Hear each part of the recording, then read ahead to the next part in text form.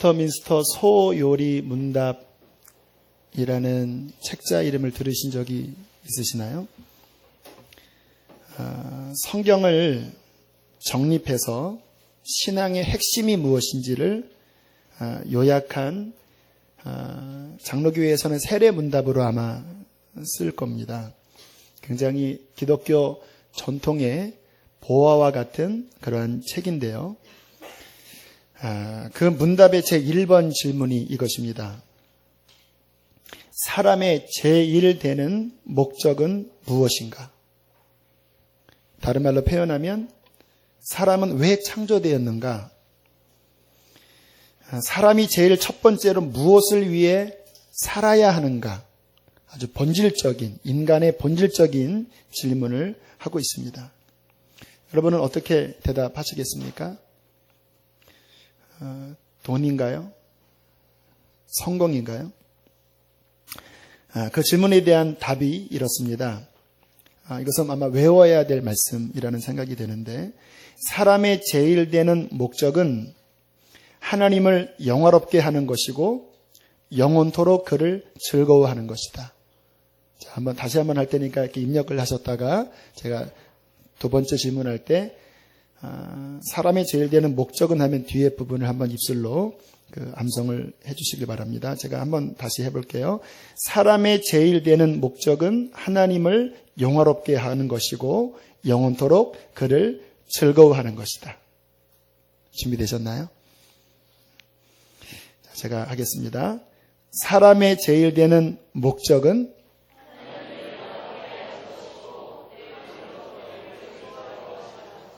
뒤에가 좀 꼬였습니다. 다시 한번 사람의 제일 되는 목적은 하나님을 영화롭게 하는 것이고 영원토록 그를 즐거워하는 것이다. 이것이 창조의 목적이라는 거예요. 왜 하나님이 우리를 창조하셨는가? 그를 영화롭게 하고 그를 영원토록 즐거워하기 위하여 우리를 창조하셨다는 것입니다. 성경에 이 말씀들이 굉장히 많이 뒷받침되어 있는데 이사야 43장 21절에 이 백성은 내가 나를 위하여 지었나니, 우리가 우리 자신을 위하여 태어난 게 아닙니다. 내가 나를 위하여 지었나니 이는 나를 찬송하게 하려 함이라. 나의 찬송을 부르게 하려고 이 백성을 내가 나를 위하여 지었다. 고린도전서 10장 31절 그런즉 너희는 먹든지 마시든지 무엇을 하든지 다 어떻게 하라고요? 하나님의 영광을 위하여 하라. 어떤 분들은 그래요. 성경에 담배 피지 말라고 하는 말씀이 있으면 찾아보라고. 그런 말로 하면 마약 먹지 말라고 하는 말씀도 없죠.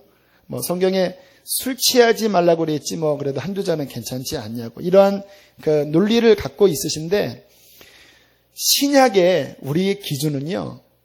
이거를 해도 되냐 되지 않느냐가 목적이 아닙니다.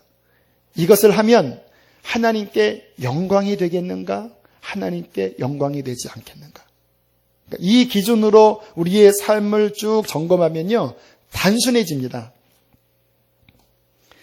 오늘 주님께서 이제 주기도문, 주의 가르친 기도를 우리에게 알려주셨는데 그 기도 제목이 실은 우리들이 무엇을 추구해야 하고 어떻게 살아가야 하는지에 대한 실은 교육입니다. 주님의 가르친 기도의 첫 번째가 뭐냐면 그러므로 너희는 이렇게 기도하라. 하늘에 계신 우리 아버지여, 나를 통하여 당신의 이름이 거룩히 여김을 받기를 원합니다. 당신의 영광이 나를 통하여 더욱더 드러나기를 원합니다. 그것을 위하여 기도하고 그것을 위하여 살아가라고 말씀을 하는 것입니다. 왜일까요? 그것이 창조의 목적, 구원의 이유이기 때문에 그렇습니다. 그러나 우리가 이러한 말씀을 접하면 솔직하게 표현을 해서요. 말씀은 다 맞는 말씀이지요. 그러나 나의 내면이, 다시 말하면 내 마음 깊은 곳에 있는 진정한 동기가 정말 하나님의 영광을 구하는가? 이 말씀을 진실하게 내 마음 중심과 살펴보면요. 솔직히 우리의 마음은 그 말씀과 너무나 많이 떨어져 있다는 것을 느낄 수밖에 없습니다. 솔직히 우리는 하나님의 영광을 구하기보다는요, 직장 왜 다니십니까? 나의 영광을 위해서 그런 거 아니에요. 돈을 왜 벌려고 하세요? 말로야 뭐 하나님 영광을 위해서 헌금 많이 이렇게 하지만 정말 내 마음 깊은 곳은 나를 위해서, 내 육신을 위하여, 내 자녀를 위하여 그렇게 일을 하지 않습니까? 심지어는 교회에서 주님의 일을 할 때, 제가 설교할 때, 이것은 명백하게 하나님을 위한 것 같잖아요. 그러나 가만히 그 중심을 들여다보면 정말 마음속에 하나님의 영광을 구하기보다는 나 위해서 하는 거예요. 예를 들어서 설교 잘해서 참 저 목사님 설교 잘하네, 그 말 듣고 싶은 욕망이 내 안에 들 수 있다라는 거예요. 어떤 분이 교회에서 아주 봉사를 잘하는 장로님이셨는데 그 따님이 주님을 만나고 그 아빠에 대하여 주께서 그렇게 보여주시더래요. 너희 아버지가 정말 나를 위해서 봉사하는 줄 아느냐? 아니다. 자기가 좋아서 자기 위해서 하는 거다. 나와 관계없다. 두려운 일입니다. 우리의 중심을 살피시는 하나님 앞에 정말 우리가 하나님의 영광을 구하지 않는다라고 하는 것은 두려운 일이에요. 우리가 정신 차리지 않으면 교회 일을 하면서도 또 우리가 먹고 살면서도 그저 나를 위해서, 그게 이제 본능이니까 그렇게 살아가는데, 문제는 뭐냐면 나를 위해서 살아가려고 할 때 그때 모든 문제가 다 거기서 걸립니다. 여러분, 여기 지금 문제가 이렇게 지나다닐 때 그 문제에 안 걸리는 사람이 있습니다. 나를 위해 살지 않는 사람들은 안 걸려요. 그러나 나를 위해 사는 사람들은 어떤 문제가 딱 거치면 내 이익, 내 자존심에 딱 건드려지면 그 문제가 곧장 문제로 걸려요. 한 번은 여러 사람 앞에서 제가 공개적으로 좋지 않는 말을 들음으로 인격적으로 모욕을 느끼는 상황이 있었습니다. 여러분, 그때 여러 사람들 앞에서 공개적으로 핀잔을 들으면 이게 굉장히 자존심에 혼자 들은 게 아니라 공개적이라면 타격을 입는 거잖아요. 보통 그러한 상황이 되면 기분이 나쁘고 더 나아가서 이렇게 이제 막 분이 올라오고 마음이 상해지는 게 절차잖아요. 이제 저도 그 절차를 이제 밟아 나가려고 하고 있었습니다. 막 화가 치밀어 올라오는데 문득 성령께서 그러한 생각을 나게 하셨습니다. 내가 지금 왜 화가 날까? 왜 화가 나지요? 나의 자존심을 건드려서 그런 거지요. 당연한 거 아니겠습니까? 그런데 그 다음에 드는 생각이 뭐였냐면, 너는 너의 영광을 구하는 자냐, 하나님의 영광을 구하는 자냐. 지금 내가 화가 나는 이유가 내 영광을 구하니까 그게 무너졌을 때 치밀어 오르는 거거든요. 주님의 질문이 너는 너의 영광을 구하는 자냐, 하나님의 영광을 구하는 자냐. 그러면서 떠올랐던 말씀이 로마서 14장 7절부터 9절까지의 말씀이었습니다. 우리 중에, 이제 그리스도인을 이야기하는 거예요. 우리 중에 누구든지 자기를 위하여 사는 자가 없고, 그리스도인의 정체성이에요. 우리 중에 누구든지 예수를 믿는 사람이라면 자기를 위하여 사는 자가 없고 자기를 위하여 죽는 자도 없도다. 우리가 살아도 주의 영광을 위하여 살고 죽어도 주의 영광을 위하여 죽나니. 누가? 그리스도인이. 그러므로 사나 죽으나 우리는 나의 것이 아니라 주의 것이로다. 9절에 보니까 이를 위하여, 나를 위해 살아가는 것이 아니라 사나 죽으나 주의 영광을 위하여 살아가는 것을 위하여 그리스도께서 죽었다가 다시 살아나셨으니 곧 죽은 자와 산 자의 주가 되게 하려 하십니다. 아주 시원해지더라고요. 주님께서 나를 구원하신 이유는 나의 어떠한 명성, 나의 어떠한 자존심이 아니라 사나 죽으나 나를 위해 죽으시고 부활하신 그의 영광을 위하여 나를 부르신 것이구나. 여러분, 한번 가만히 생각해 보세요. 왜 어떤 일에 화가 나십니까? 여러분의 그 명성과 그 자존심을 건드려서 그런 거예요. 왜 한 주에 여러분의 마음이 그렇게 막 격동되고 부대껴셨습니까? 뭔가 여러분의 명예나 유형, 무형의 이익에 손해를 준다고 느꼈기 때문에 한동안 마음이 부글부글 되셨지요. 왜 그 말이 나에게 상처가 되었습니까? 나에게 너무 집착되어 있으면요, 이 나를 조금이라도 건들면 그게 너무나 속상하고 서운하고 분한 거예요. 주님께서 나에게 이것을 깨닫게 하신 다음에 갑자기 제 마음속에 그렇구나. 내가 아무것도 아니라면 그러면 이 상황은 내가 화날 상황이 아니야. 만약에 고쳐야 될 것이 있으면 고치면 되는 거고, 내가 하나님의 영광을 구한다면 내가 화낼 필요가 없이 더욱더 하나님의 영광을 위해서 살아가면 되지. 그 순간 마음이 평안해지면서 정말 그 상황을 아주 잘 이길 수 있게 되었습니다. 여러분, 하나님의 영광을 진정으로 구할 때 자유해지게 됩니다. 그러나 솔직히 지금 드리는 말씀을 실제로 실천하는 부분은 쉽지는 않아요. 왜냐하면요, 인간이 응애하고 태어나면서부터 인간은 에고, 자기중심입니다. 나를 위하는 거예요. 그게 이제 타락한 그 본성의 결과인데, 목회자도요, 가만히 내버려두면요, 목회가 잘 되고 성공하면 성공할수록 그 중심에 하나님의 영광이 아니라 나의 욕심, 나의 왕국을 세우려고 하고요. 우리 성도님들도 가만히 그냥 신앙적인 도전 없이 가만히 살면 그저 나 위해서 돈 벌고 나 위해서 집 짓고, 그리고 하나님은 그 나의 명예를 위하여 뒷돈 대주고 도와주는 그 하나님으로 전락시켜서 언제나 내가 주인이고 하나님은 나를 위한 우상으로 만들어 놓고 신앙생활을 하는 경우가 얼마나 많은지 몰라요. 어떤 분은 이렇게 말씀을 드리면 이렇게 이야기를 해요. 아니 이렇게 먹고 살기도 바쁜데 그런 이렇게 형이상학적인 것 뭐가 그렇게 그게 중요합니까? 그리고 또 내가 당연히 내 영광을 위하여 사는 거, 그 세상 모든 사람들이 그렇게 사는 건데 그게 문제가 되나요? 나 위해서 돈 벌고 내 자식 새끼 좀 잘하기 위해서 애쓰는 게 그게 문제가 되나요?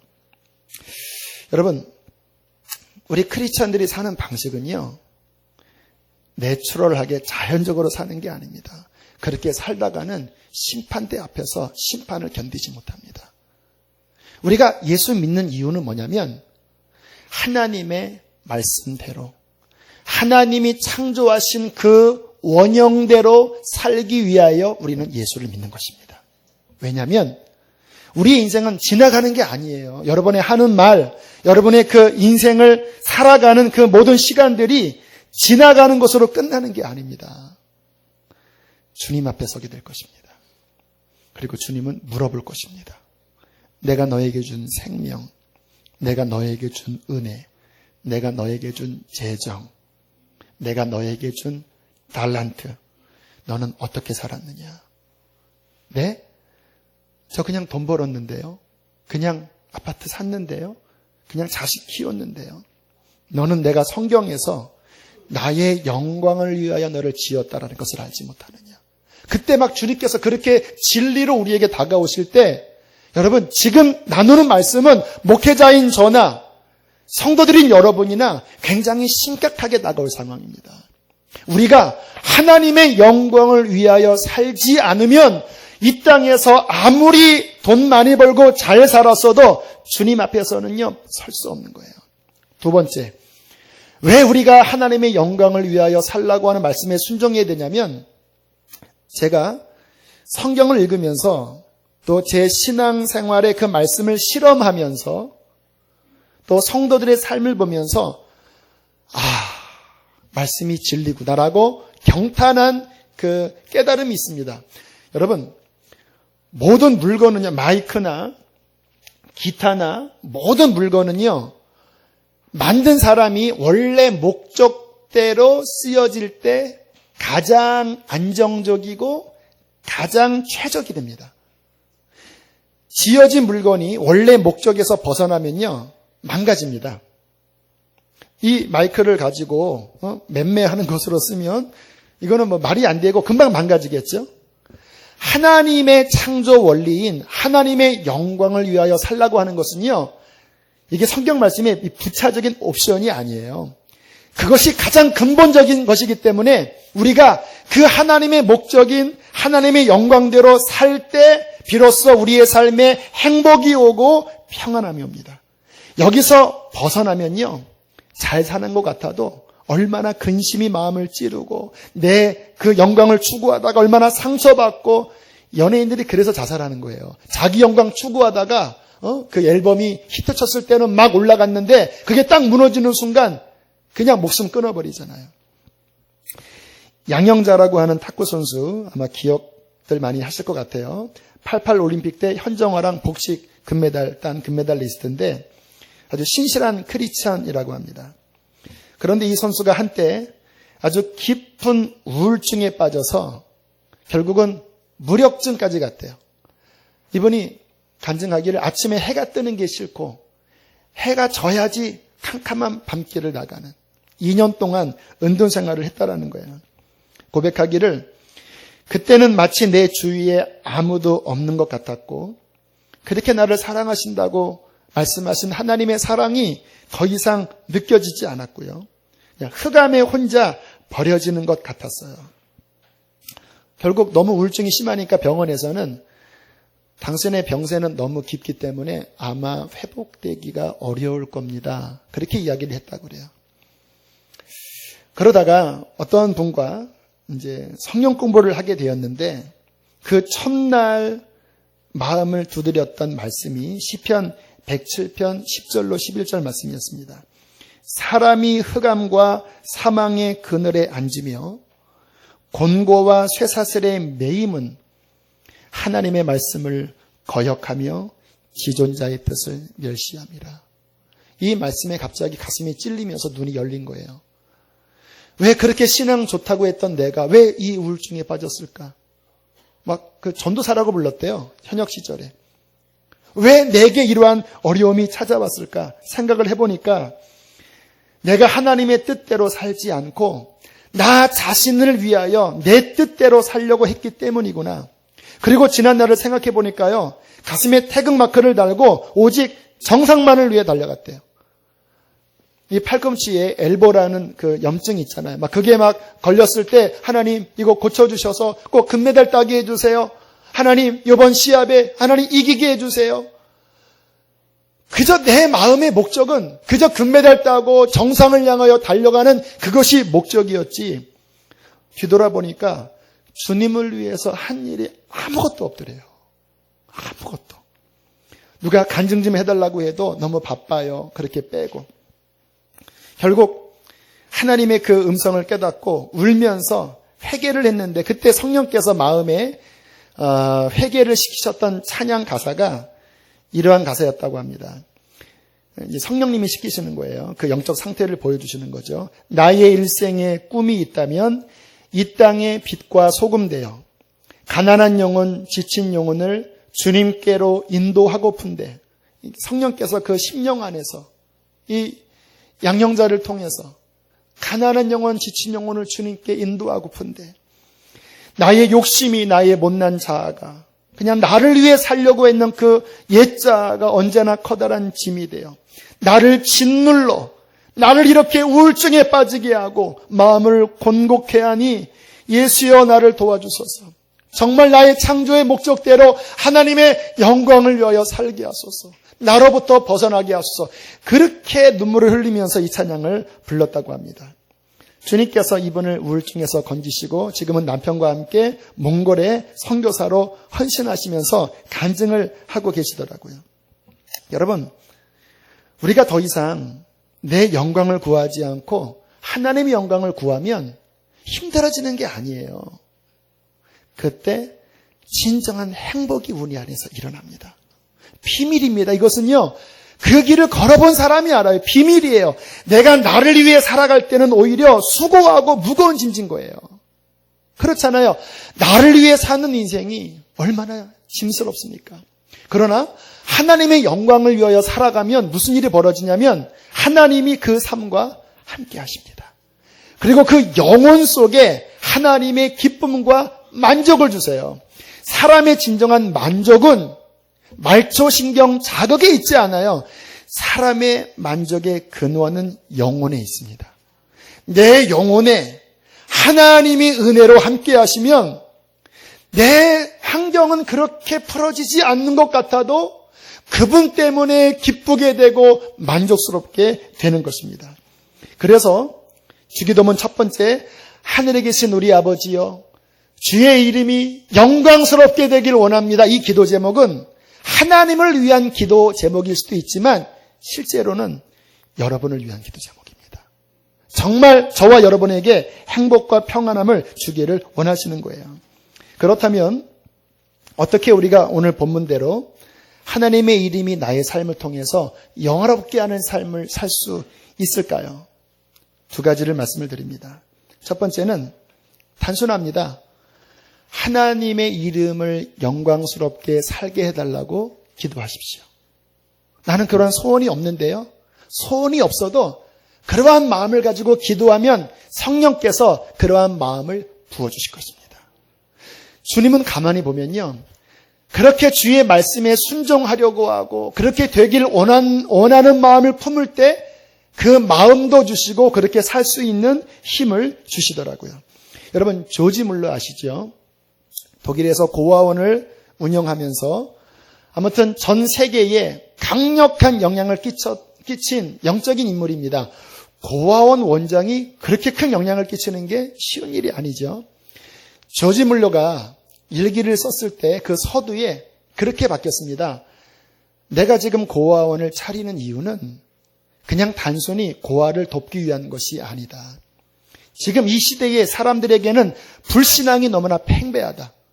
하나님은 과거의 하나님이지 지금은 살아계시지 않고 옛날 엘리야에게 까마귀를 통해서 먹이셨던 그 하나님은 지금 우리의 기도를 들어주지 않는다. 이러한 불신앙이 너무나 팽배하기 때문에 나는 이 시간 선포한다. 내가 이 고아원을 경영하면서 나는 그 어떠한 누구에게도 후원해달라고 요청하지 않겠다. 오직 무릎으로 기도로 하나님이 이 모든 것을 공급하시는 것을 나는 내 삶으로 실험하고 증명하겠다. 그렇게 선언하고요. 고아원을 시작했습니다. 그 누구에게도 돈 달라고 하지 않았어요. 쌀이 떨어지면 무릎 꿇고 기도했습니다. 아버지, 쌀 떨어졌습니다. 주님 보내주십시오. 그 일기에 그 기도 응답받은 내용을 보면 기가 막힙니다. 정확하게 떨어진 그 날짜에 헌금이 들어오고 정확하게 그날 아침 양식이 떨어졌는데 어떤 지역으로 양식을 싣고 가던 마차가 눈이 너무 많이 와서 그 지역을 갈 수 없자 갑자기 그 고아원에 와서 이 음식 다 드세요. 이러한 기가 막힌 일들이 계속 생기면서 몇십 명에서 몇백 명, 나중에는 몇천 명의 고아를 먹이는데 그것이 매주마다 막 뉴스로 나가는 거예요. 일기로 편집이 되어 있는 거예요.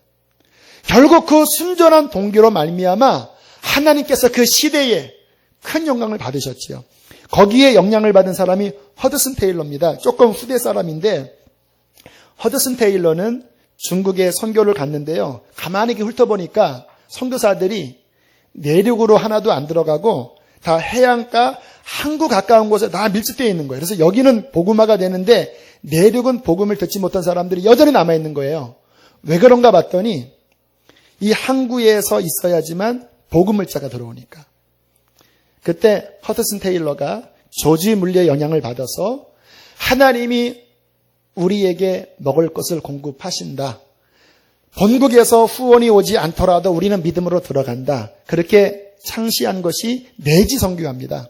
그 허드슨 테일러의 내지 선교사들이 그 안에 들어가서 그 땅에서 사역했을 때 조지 물레와 똑같이 그 시대에 하나님이 오늘도 살아계셔서 도와주시는 그 역사를 경험할 수 있었습니다.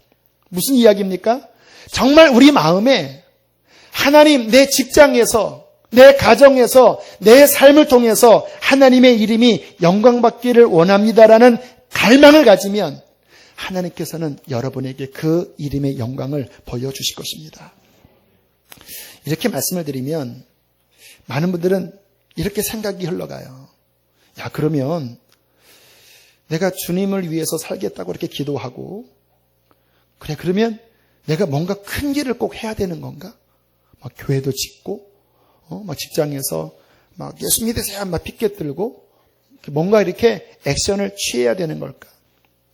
물론 틀린 말은 아닙니다. 그러나 그것이 근원적인 것은 아니에요. 하나님이 어느 때 가장 영광을 받으시는가에 대한 것을 아는 것은 굉장히 중요한 영적인 지식입니다. 여러분, 이 서로 인간관계도요, 그 사람이 어떻게 하면 가장 좋아하는지를 알아야지만 부부관계도 그렇고 이 인간관계도 그렇고 이게 서로 관계가 잘 맺혀질 수 있어요. 개고기를 싫어하는데 내가 개고기 좋아한다고 맨날 식사할 때마다 보신탕 먹으러 가자고 하면 그거는 아니잖아요. 다시 한번 생각해 보세요. 그렇다면 하나님은 어느 때 가장 영광스럽게 되실까? 서두에 말씀드렸던 웨스터민스터 소요리 문답을 다시 한번 생각을 해보십시오. 사람의 제일 되는 목적은 그 뒤에 두 가지 이야기를 합니다. 하지만 한 이야기예요. 사람이 제일 되는 목적은, 따라합시다, 하나님을 영화롭게 하고 영원토록 그를 즐거워하는 것이다. 하나님이 가장 영광을 받으시는 거는요, 저와 여러분이 하나님을 정말로 즐거워할 때입니다. 주님이 좋은 거예요. 주님 생각하면 기쁜 거예요. 예전에 국민 가수를 하는 조용필 씨 아시죠? 그 가수가 나와서 노래할 때 그 비련이라는 노래가 있습니다. 쿵따다 쿵딱 쿵따다 쿵딱 기도하는 그 다음 반응 아시죠? 하는 소리가 그냥 온 천지를 진동할 때 조용필은 가장 영광스럽게 됩니다. 왜냐하면 내가 누군가를 기뻐하고 즐거워한다라는 것은 억지로 되는 게 아니에요. 정말 그 대상이 정말 귀하고 내게 만족스럽고 당신의 재능이 정말 나를 행복하기 때문에 내가 당신의 소리만 들어도 기뻐요. 너무 기뻐요. 지난번에 한 가정을 신방했더니 그 6살, 7살짜리 두 아이가 제가 들어가자마자 막 목사님 오셨다 막 이러는 거예요. 그래서 이게 웬일이야? 저런 잘 알지 못하는 아이들이 막 그렇게 막 방방 뛰며 좋아하는 겁니다. 제가 막 영광을 받겠더라고요. 그러다가 이제 앉아서 예배를 드리는데 그 열기가 싹 식어버렸습니다. 알고 봤더니 식힌 것 같아요. 이렇게 분위기로. 우리가 하나님을 대할 때 의무감으로 섬길 수 있습니다. 그래 교회에서 뭐 봉사해야지. 주일이니까 예배 드려야지. 불평하면서 섬기고 지루해하면서 예배할 수 있어요. 그러나 정말 마음에 기쁨이 있습니다. 스포츠를 볼 때 내가 좋아하는 그 구단이 나와서 막 이길 때 막 소리를 지르고, 요즘 이렇게 고스톱을 인터넷으로 많이들 하죠. 막 그 고스톱 온 생각이 고스톱 하면서 틈만 나면 주야로 인터넷 앞에서 막 고스톱만 묵상하고 막 누워서 어떻게 할까 막 묵상하고, 고스톱만 보면 행복하고, 드라마 보는 거 좋아하고, 좋은 음식점 가서 음식 먹는 것이 물론 좋죠. 그러나 하나님 말씀 듣는 것보다 더 행복하다면 나를 통해서 영광받는 대상은 하나님이 아니라 내가 기뻐하는 그 대상입니다. 여러분, 내가 진정한 신앙을 갖게 되었다고 하는 것은요, 내가 정말 하나님을 기뻐하게 되었는가. 성경 말씀 아시죠? 천국은 마치 밭에 감추인 보화와 같으니 사람의 일을 발견하고 덮어두고 집에 가서 그 다음 무슨 말씀이 있는지 아세요? 기뻐하여. 와, 보화가 있다. 보화가 있어. 내 모든 것에 만족 줄 진정한 보화가 그 안에 들어있어. 그래, 내 재산 다 팔아서, 내 가락까지 다 팔아서 모든 걸 다 팔아서 저거 사야지. 다 팔아서 그 밭을 사는 게 천국이라는 거예요. 또 교회 가야 돼. 또 봉사해야 돼. 목사님이 또 양육이야. 나 지난주에 받았는데, 주여. 주님이 기쁘지 않다면요, 해도 소용이 없는 거예요. 누가복음 7장에 보면 한 상황에 대한 대조적인 두 명이 나옵니다. 예수님이 한 마을에 들어가셨는데 그 지역에 지체 높은 바리새인이 주님을 초청했어요. 바리새인들이 주님을 싫어했는데 이분은 집에 식사를 초대한 이유는 그래도 굉장히 호의적이었던 것 같아요. 근데 가만히 말씀을 보면 느낌이 좀 썰렁합니다. 보통 유대 나라에서 손님을 영접하면 기본적인 예절이 있습니다. 샌들을 신고 다니기 때문에 발이 더러워져서 물을 주든지 아니면 하인이 닦게 하든지 정말 지체 높으면 주인이 와서 닦아주기도 했다고 그래요. 그리고 너무 땀이 많이 흘려 냄새가 많이 나기 때문에 올리브유를 향신료를 이렇게 부어주기도 하고요. 또 유대 나라 인사는 이렇게 함께 이렇게 입 맞추는 것이 인사인데 그것도 상대방에 따라서 다 위치가 달랐다고 그래요. 그런데 이 바리새인은 그 어떤 것도 하지 않는 거예요. 그냥 주님, 들어오세요. 거기에 앉으시죠 하고 거만하게 앉아서 바로 그때 한 여인이 문을 열고 들어오는 거예요. 그 여인은 동네에서 죄인이라고 유명한 여인이었습니다. 그렇게 썰렁한 자리에서 주님께서 여인이 예수님 앞에서도 서지 못하고 그냥 뒤로 오더니 주님의 그 먼지 묻은 발에 계속 눈물을 쏟는 겁니다. 툭툭툭툭툭. 여러분 정말 속에서 눈물 날 때는 뜨거운 눈물 나는 거 아시잖아요. 툭툭 한참 눈물을 쏟은 다음에 여인에게 머리카락은 영광입니다.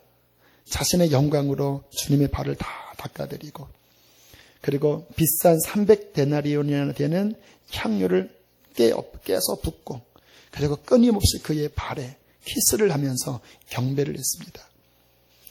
그때 바리새인이 그 모습을 보면서 속으로 생각하는 거예요. 이거 봐라. 지금 이 여자가 동네에서 유명한 죄인인데 이자가 선지자였다면 이게 가만히 있질 않을 텐데 이게 뭐야?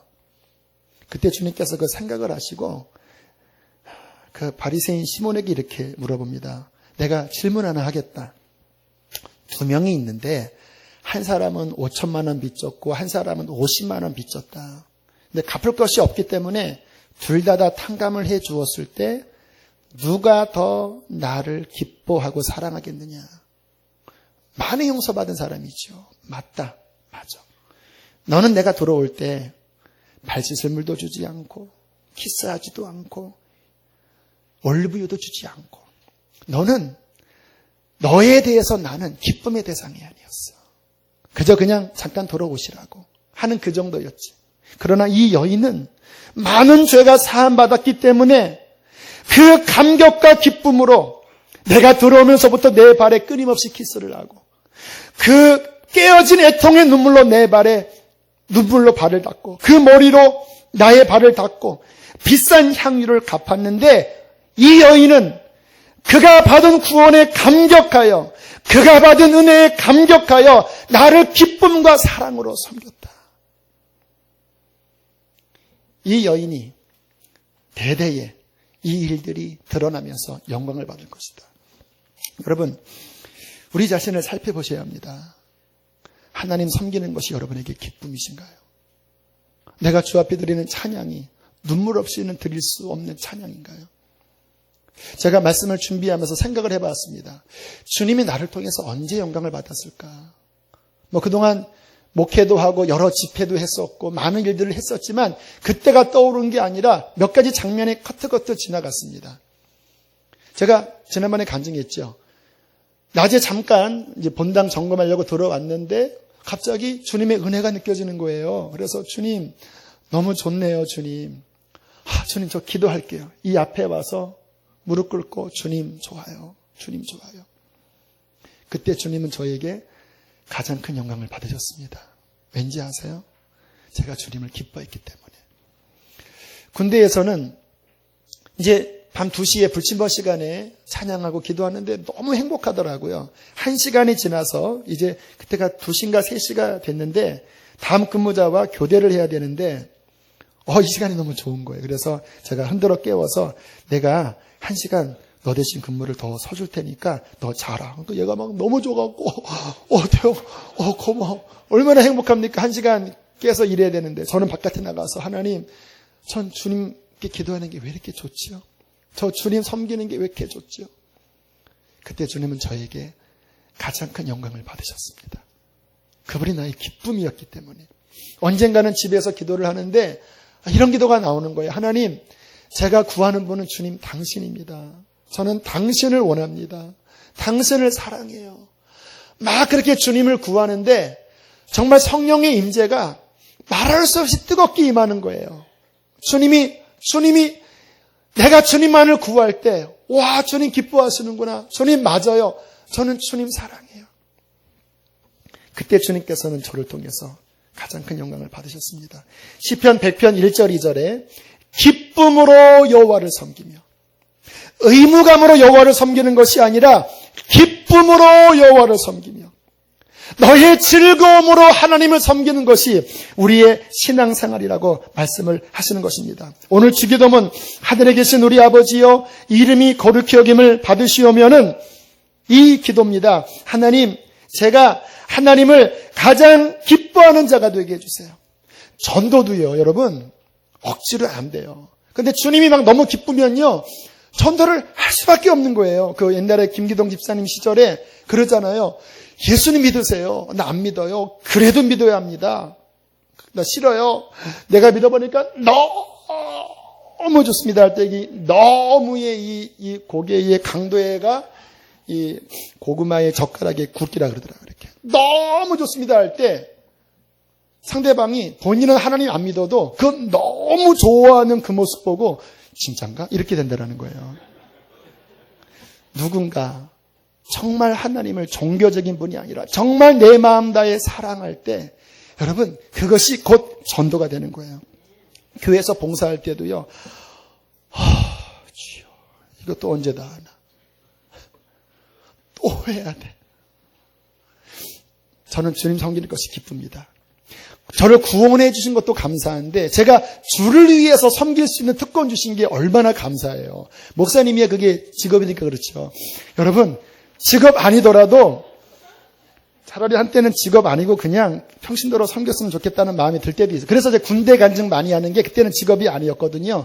근무 쓰면서 주님께 예배하고 주님 섬기는 게 얼마나 큰 특권이에요. 이 땅에서도 그 섬기면서 기쁘지만 주님 나라 가서 주님이 또 상 주신다고 말씀하시니까 와, 하나님 섬기는 것이 기쁨입니다. 여러분은 무엇을 기뻐하고 있나요? 하나님을 기뻐하는 마음을 회복하게 되기를 축복합니다.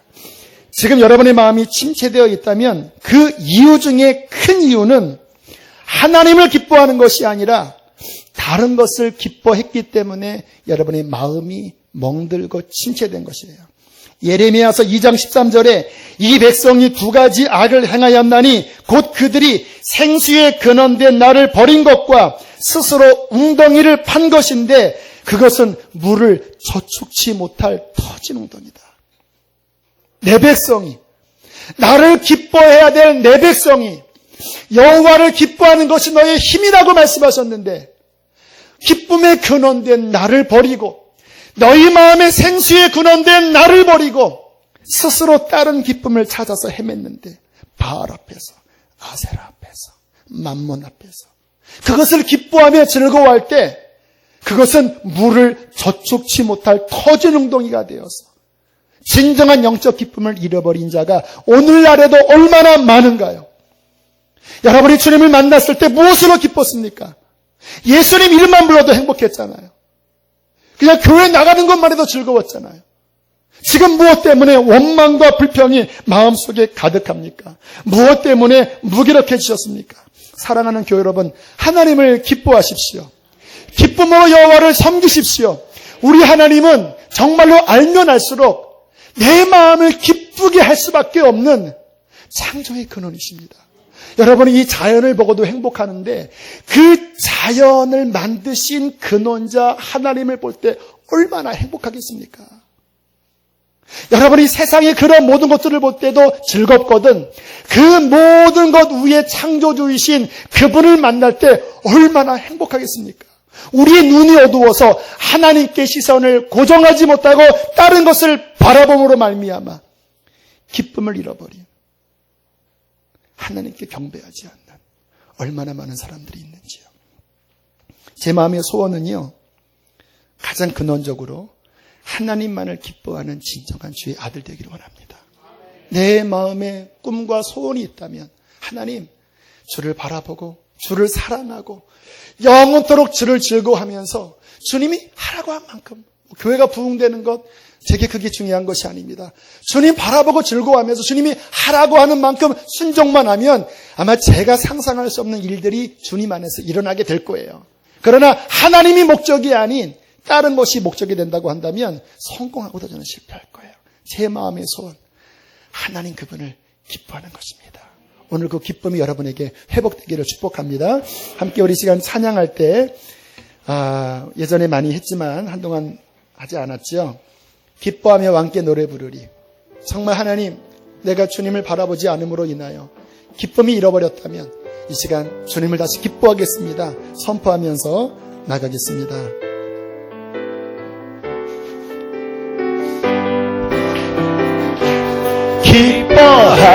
기뻐하며 왕께 노래 부르리. 소리 높여 할렐루야 부르리. 주님 앞에 나와 찬양 드리며 우리 주님과 함께 기뻐하리라. 그분은 나의 창조자, 나의 창조자, 나의 구원자, 가장 귀한 나의 예수님 찬양합니다. 찬양해요. 나의 치료자, 나의 치료자, 나의 선한 목자 되신 주 예수 나의 주. 우리 하나님 앞에서 한 번 더 기뻐하며